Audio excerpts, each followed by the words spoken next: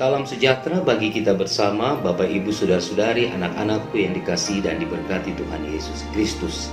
Apa kabar saudara pada malam hari ini? Saya berharap kita semua ada dalam keadaan yang sehat. Bapak Ibu Saudara-saudara, kita akan masuk dalam pemberitaan firman Tuhan. Dan malam hari ini pembacaan Alkitab dalam ibadah keluarga terambil dari kitab Imamat, masih dari kitab Imamat pasal yang keempat, ayat 13 sampai ayat yang ke-21.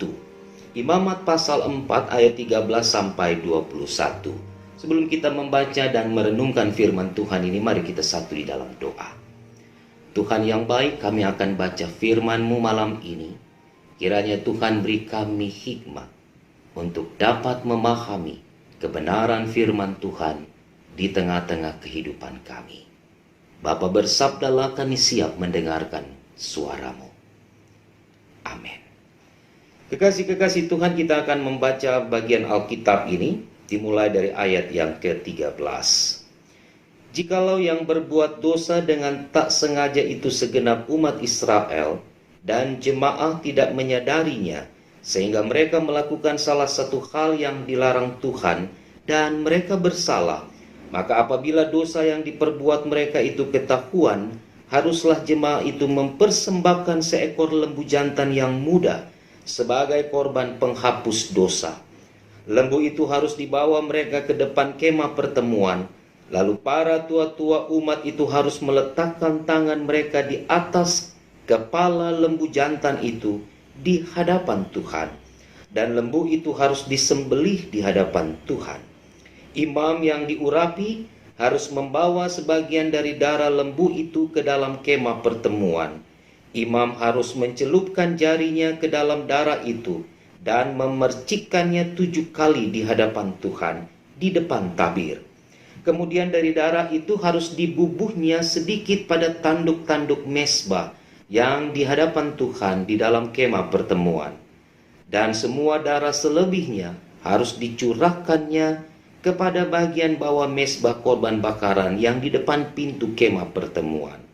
Segala lemak harus dikhususkannya dari lembu itu dan dibakarnya di atas mezbah. Beginilah harus diperbuatnya dengan lembu jantan itu, seperti yang diperbuatnya dengan lembu jantan korban penghapus dosa. Demikianlah juga diperbuatnya dengan lembu itu. Dengan demikian, imam itu mengadakan pendamaian bagi mereka, sehingga mereka menerima pengampunan. Dan haruslah ia membawa lembu jantan itu keluar perkemahan, lalu membakarnya sampai habis, seperti ia membakar habis lembu jantan yang pertama. Itulah korban penghapus dosa untuk jemaah. Saudara-saudaraku yang dikasihi dan diberkati Tuhan Yesus Kristus, saya berharap saudara masih mengingat pembahasan kita di hari Minggu yang lalu tentang korban bakaran di Imamat pasal yang pertama. Kalau kita masih mengingat apa yang saya sampaikan dalam khotbah ibadah hari Minggu yang lalu, maka saudara juga saya pastikan masih mengingat 2 hal prinsip dasar yang terkait dan terikat dalam konsep persembahan bagi orang Israel. Yaitu yang pertama adalah bahwa korban bakaran itu haruslah berbau harum dan menyenangkan hati Tuhan. Dan yang kedua, orang atau seseorang yang membawa persembahan kepada Allah, ia harus diperkenan oleh Tuhan.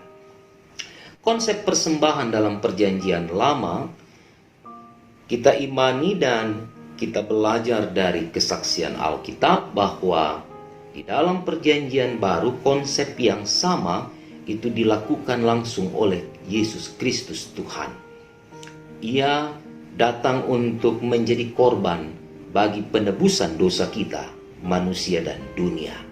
Apa yang dilakukan oleh Yesus Kristus juga sama dalam prinsipnya, bahwa ia adalah seseorang yang tak bercela, ia adalah seseorang yang kudus dan ia diperkenan oleh Allah.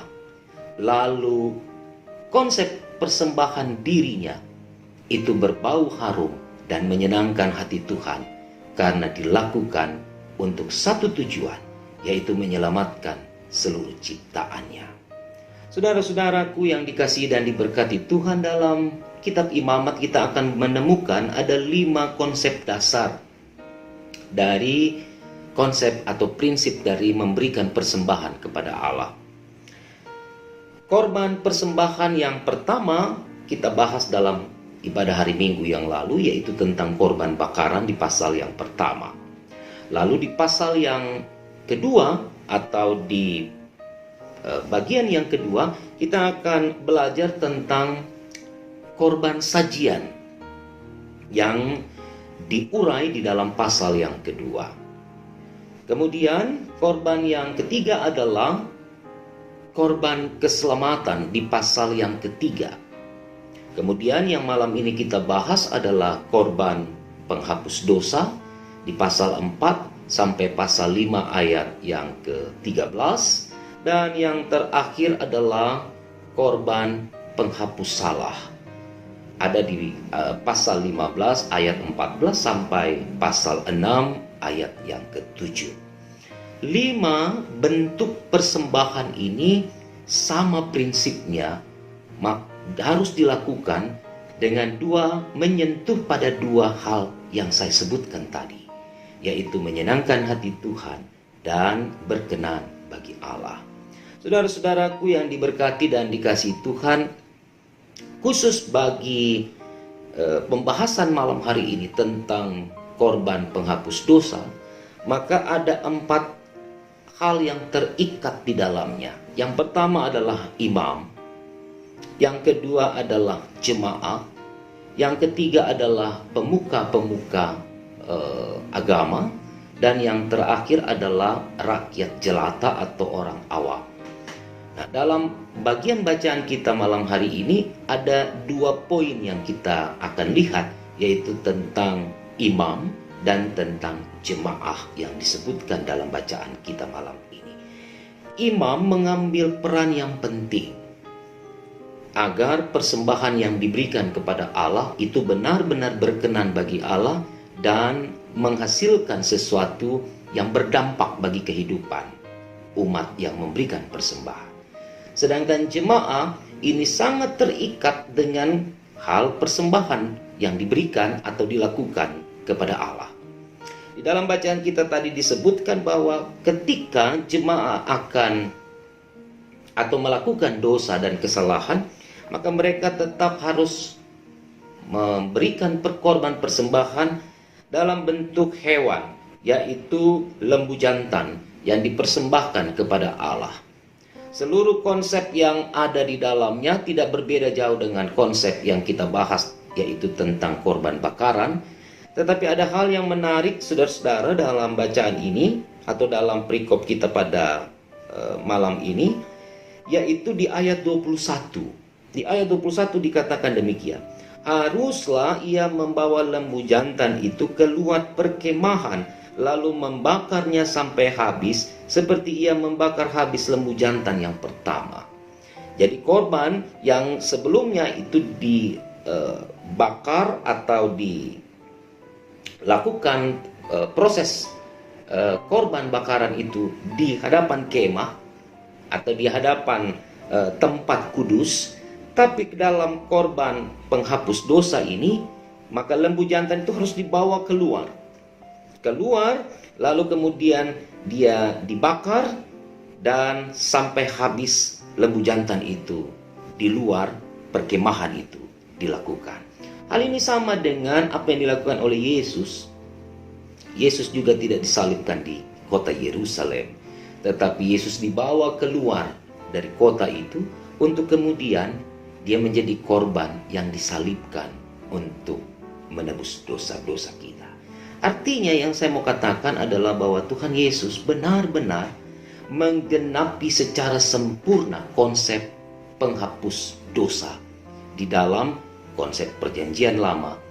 Dan di dalam konsep perjanjian baru atau di dalam kitab perjanjian baru kita menemukan bahwa Yesus melakukan hal yang sama secara prinsip, secara teoritis dengan apa yang dilakukan atau diperintahkan Allah untuk dikerjakan oleh bangsa Israel. Kekasih-kekasih Tuhan yang diberkati, di dalam menjalani kehidupan sebagai gereja dan sebagai orang percaya, saya percaya kita semua juga memahami dengan benar konsep pemberian persembahan atau korban kepada Allah, apapun bentuknya. Apakah itu dalam bentuk materi, apakah itu dalam bentuk pikiran, apakah itu dalam bentuk tenaga, apakah itu dalam bentuk karya layan kita.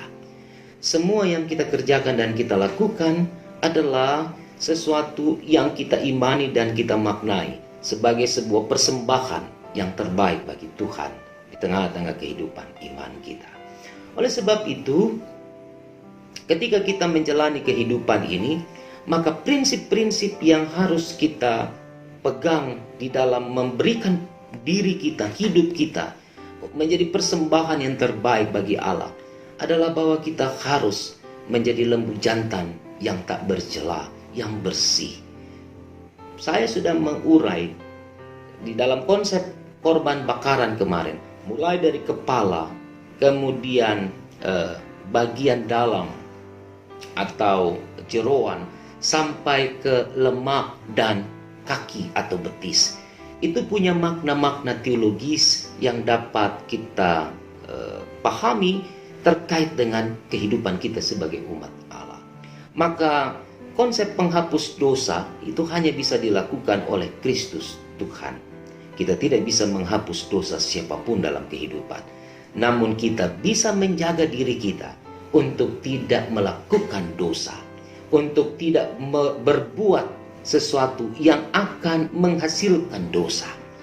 Dan karena itu, dalam ibadah kita malam hari ini dikatakan tidak ada pengecualian atau dispensasi apabila kita tidak memahami sesuatu itu salah dan tidak berkenan kepada Allah untuk kita kerjakan dan kita lakukan. Apapun yang kita lakukan, yang kita tahu bahwa itu adalah sesuatu yang tidak berkenan kepada Allah, maka kita telah melakukan dosa, melakukan kesalahan, dan konsekuensinya kita harus dihukum. Jika tidak mau dihukum, maka kita harus memberikan persembahan atau memberikan korban seperti umat Israel. Kekasih-kekasih Tuhan, saya berharap poin ini dipahami supaya jangan kita memaknai bahwa dengan melakukan kesalahan kita bisa membayarnya dengan memberikan persembahan bagi Allah. Dengan melakukan dosa maka kita bisa mengganti dosa kita dengan memberikan apa yang bisa kita berikan kepada Allah. Saya kira ini hati-hati untuk kita pahami supaya kita tidak terjebak di dalam sebuah konsep berpikir bahwa Allah bisa dibeli atau Allah bisa dilunakkan hatinya dengan persembahan-persembahan yang kita beri kepadanya. Asalkan Allah mau menghapus dosa kita. Di awal saya katakan bahwa Kristus mati satu kali untuk selamanya. Ya tidak akan lagi naik di atas kayu salib untuk menebus dosa kita yang kedua. Karena itulah, maka sebagai orang percaya, mari jalani kehidupan ini dengan sesuatu yang terbaik. Agar ketika kita mendapati sebuah keadaan yang kita tahu bahwa itu adalah sesuatu yang menjerat kita untuk masuk di dalam dosa dan kesalahan, maka kita dapat menghindari keadaan itu. Agar kita tidak melakukan dosa dan kita tidak harus dihukum karena dosa yang kita perbuat itu. Kekasih-kekasih Tuhan yang diberkati, biarlah di keadaan atau situasi pandemi pada saat hari yang kita jalani sekarang ini, kita semua tetap belajar untuk bersabar. Kita semua belajar untuk tetap memberi makna di tengah-tengah keberadaan yang saat ini kita alami. Kadang-kadang kita bisa terjebak untuk melakukan dosa karena ketidaksabaran kita. Kadang-kadang kita bisa terjebak masuk di dalam pelanggaran karena kita tidak memberi makna yang terbaik di dalam seluruh proses yang kita jalani. Mari sebagai gereja kita dapat terus memaknai kehidupan dan keadaan ini serta menghindari dosa dan pelanggaran agar kehidupan kita senantiasa menyenangkan hati Tuhan dan kita menjadi umat yang diberkenan oleh Tuhan. Tuhan Yesus memberkati ibu bapak saudara.